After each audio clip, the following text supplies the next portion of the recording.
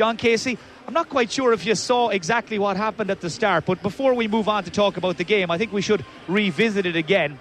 We had the sight of Mayo supposed to come out first. They didn't. Dublin arrive. Then Mayo arrive 2 seconds later.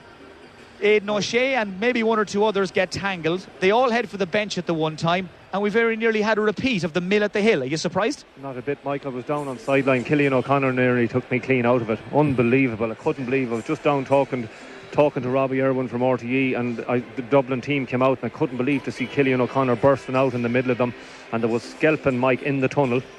I had a bird's eye view of it. I couldn't believe it. I'm still shaking after it, Mike. Unbelievable tense affair. It's like Fort Knox down there. Apparently the Mayo team waited for Dublin to come out. They were meant to be out 6 minutes before, and just spoke to Paul Byrne from RTE and the Sunday game, and he's after telling me Mayo purposely waited, Mike, for 5 minutes because they wanted to basically let Dublin know they mean business today. And I'm sure you saw it from up here, Mike. Aidan O'Shea and Kevin McMiniman were swinging at each other going across the pitch. There was elbows flying. There was fracas in the tunnel, players going for each other. What a start. Anyone that's not in the ground missed a big start.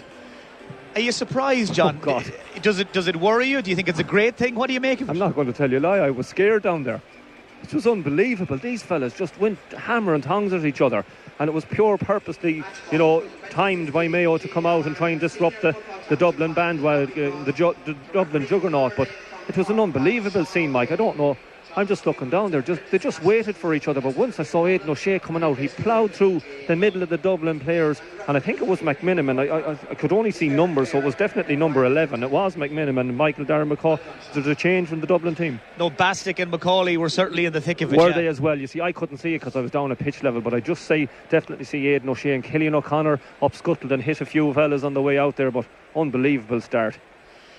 Well, in case you were in any doubt about how much is riding on this game, how much the fine margins and the little things are being fought for and scrapped for and scraped for already by Mayo and Dublin, I think you've got your answer there. John Casey, he had a worm's eye view. He's just come up in the last few minutes to join us. He was in the middle of it by the sound of things, and there you heard it from the horse's mouth.